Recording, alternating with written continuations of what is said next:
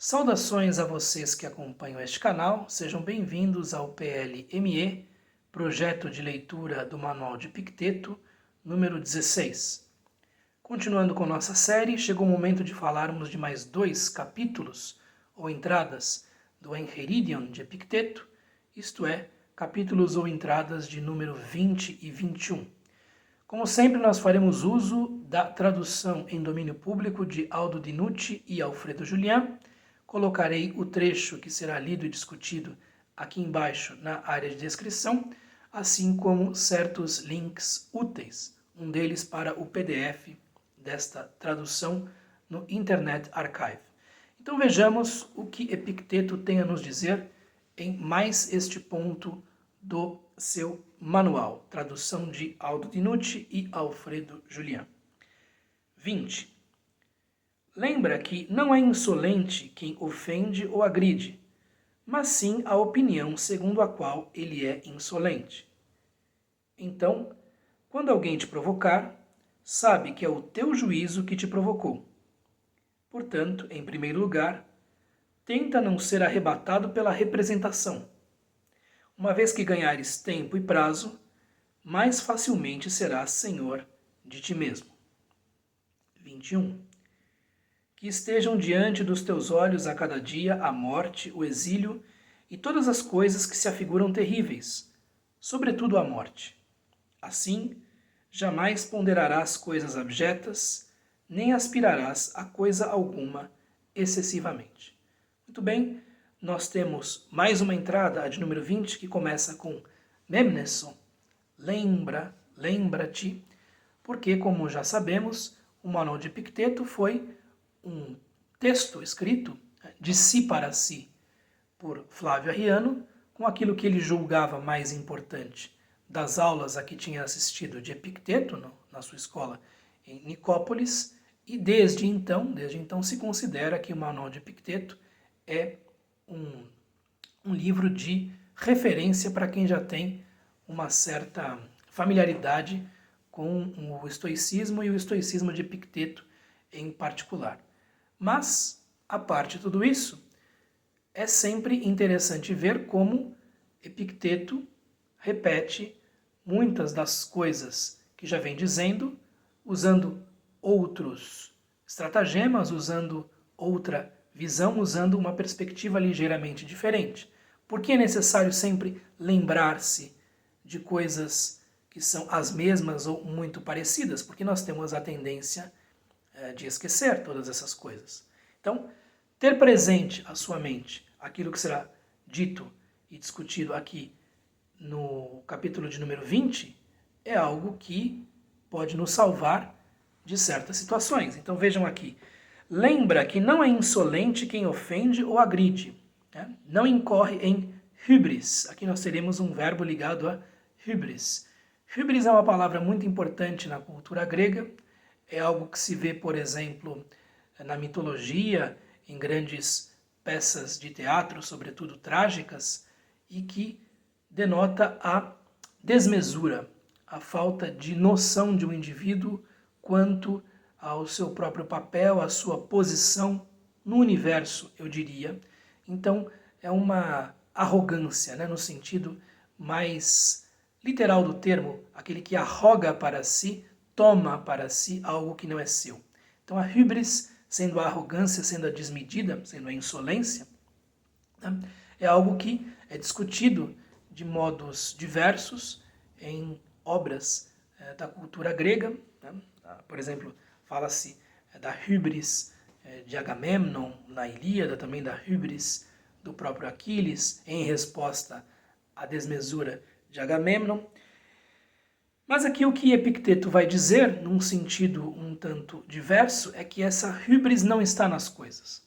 Essa hybris não está no comportamento dos outros. Então, não é insolente quem ofende ou agride, quem nos é hostil, quem nos é agressivo, mas sim a opinião segundo a qual ele é insolente.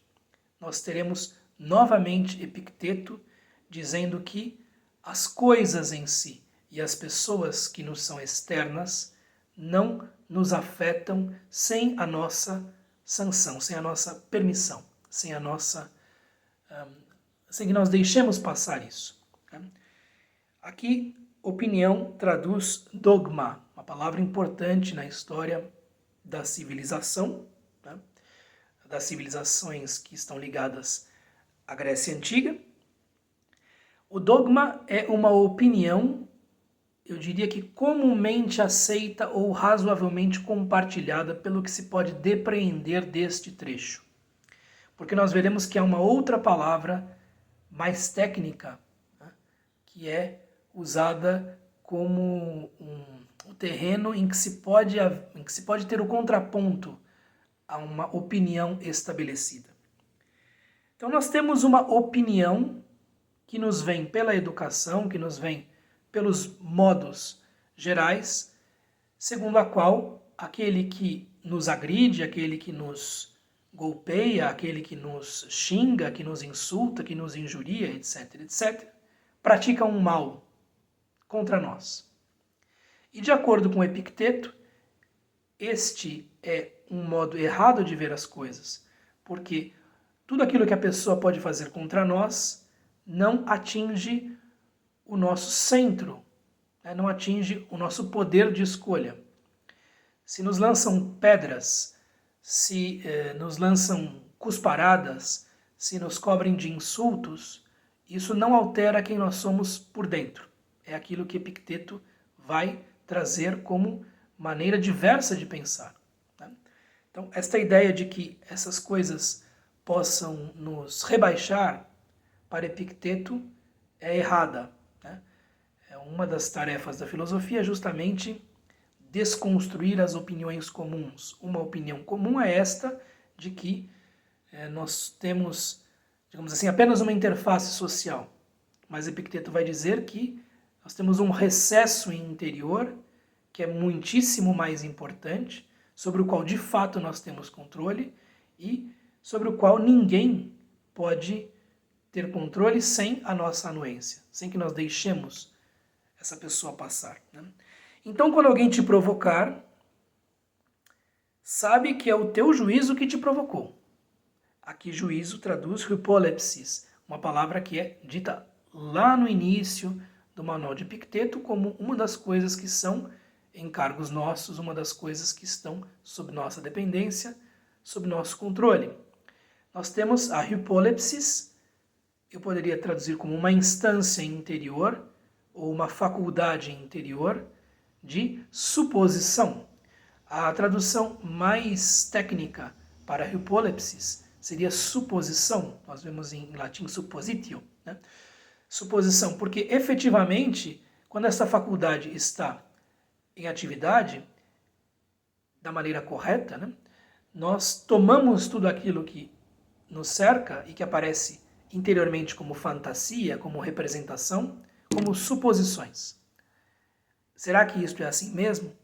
Se nós formos perfeitamente racionais, e quase nunca o somos, nós aprenderemos a olhar para estas fantasias e para estas representações sempre usando da atividade de suposição, vendo o que essas coisas podem ou não podem ser. Não é assim que nós agimos em geral, né? Porque justamente essas opiniões comuns moldam muito do que nós somos. Né? Portanto, em primeiro lugar, né, tenta não ser arrebatado pela representação. E Epicteto deixa claro que isso é muito difícil. Tenta não ser arrebatado pela representação, porque nós fomos criados para justamente termos uma conduta social dentro da qual esperamos o respeito, ou pelo menos algum nível de deferência. Mas nem sempre isso acontece. Nem sempre isso acontece. E aqui, quando isso não acontece, é muito difícil que o indivíduo saiba se portar de uma maneira, enfim, estoica.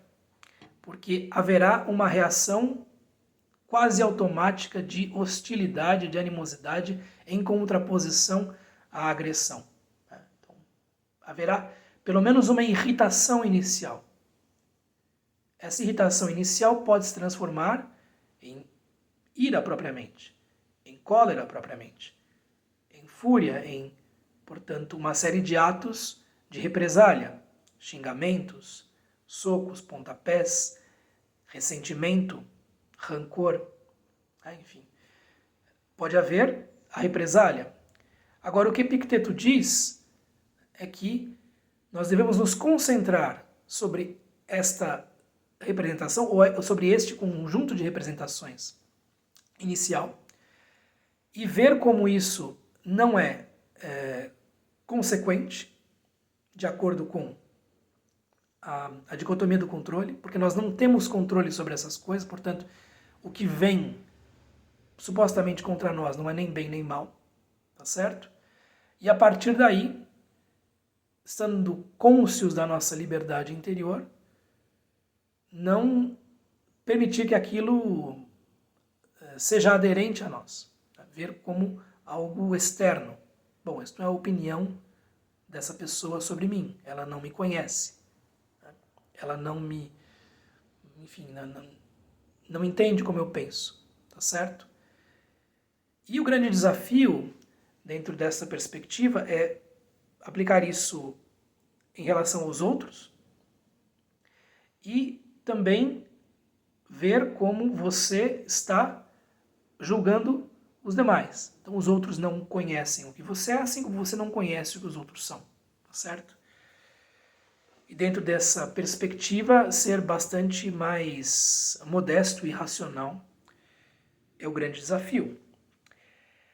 Então tente não ser levado pelas representações, mas é difícil porque nós estamos automaticamente condicionados por uma série de opiniões comuns a reagir ou a ver um mal em uma palavra que nos é dirigida, e que contenha desprezo ou despeito ou ressentimento ou incompreensão, etc, etc. E aí ele vai dizer, uma vez que ganhares tempo e prazo, ele está quase pedindo uma suspensão do juízo, né?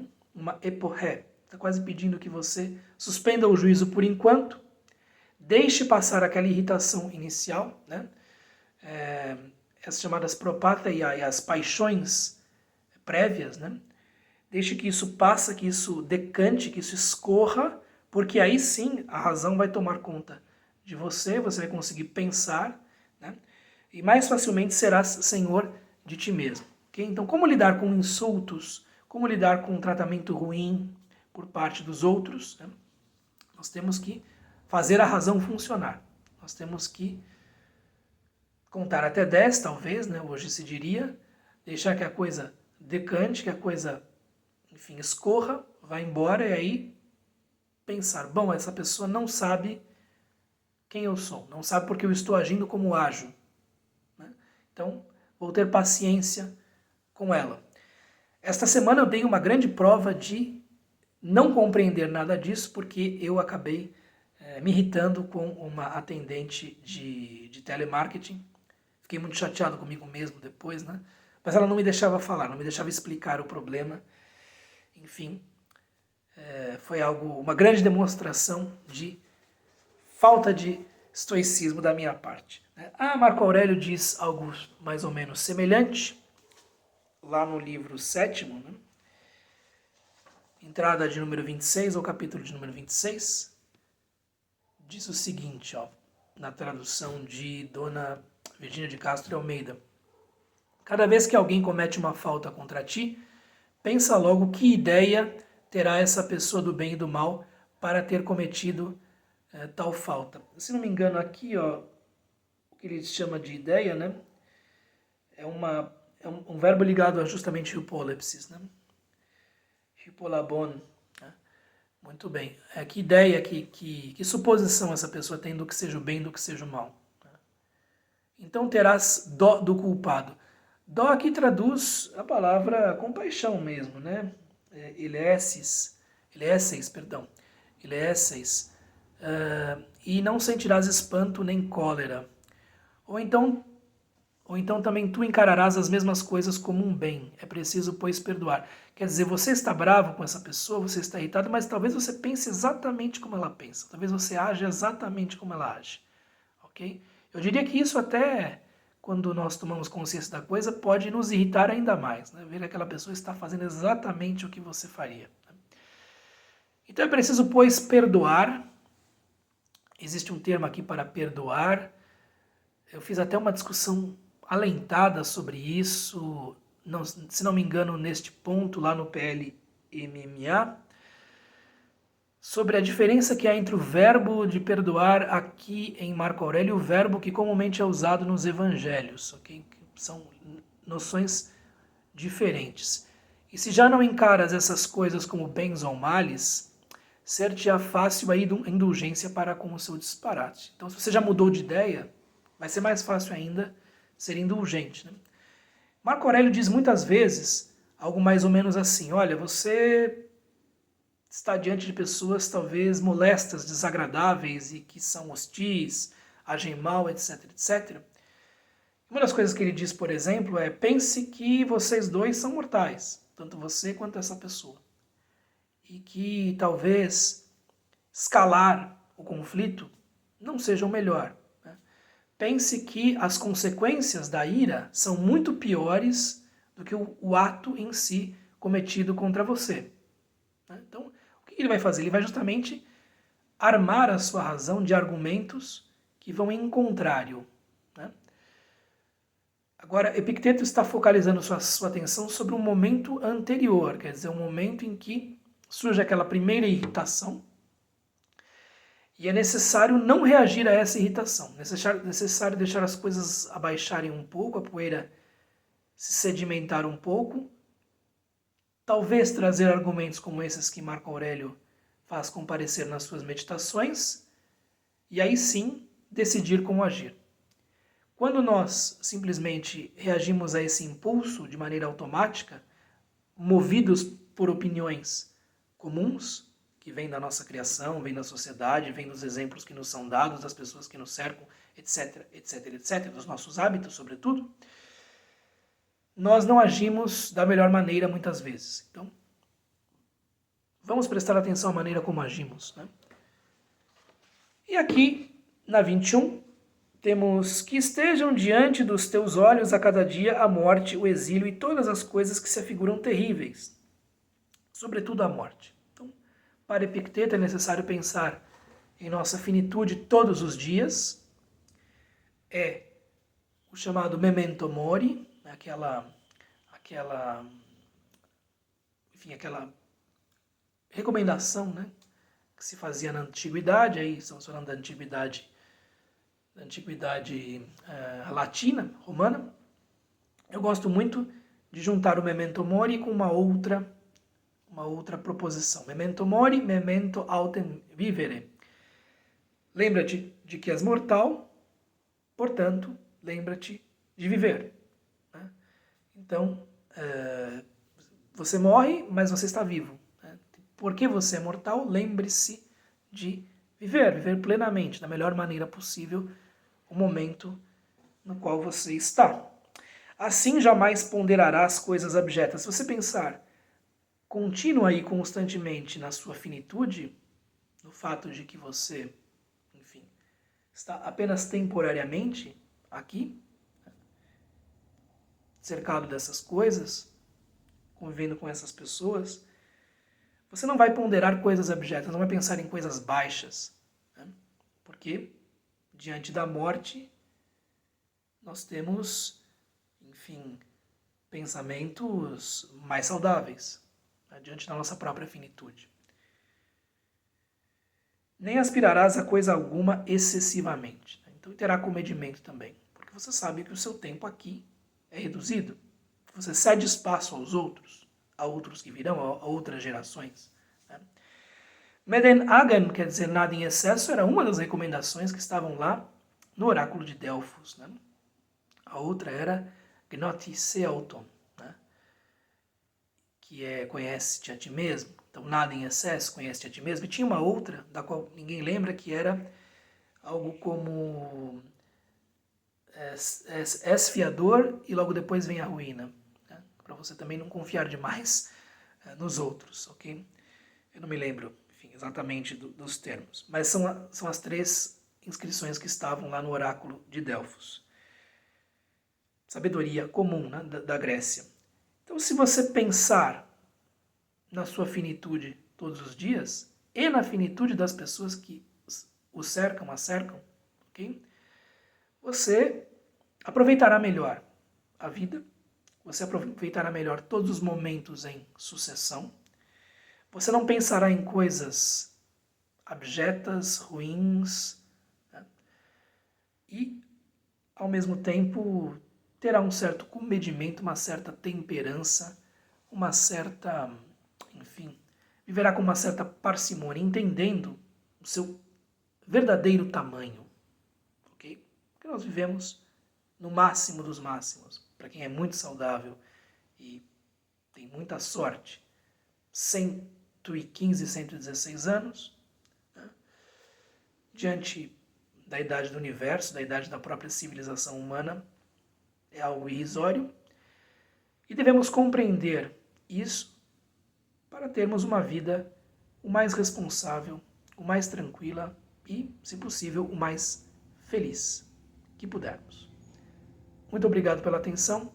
Até mais. Até o próximo vídeo. Tchau, tchau.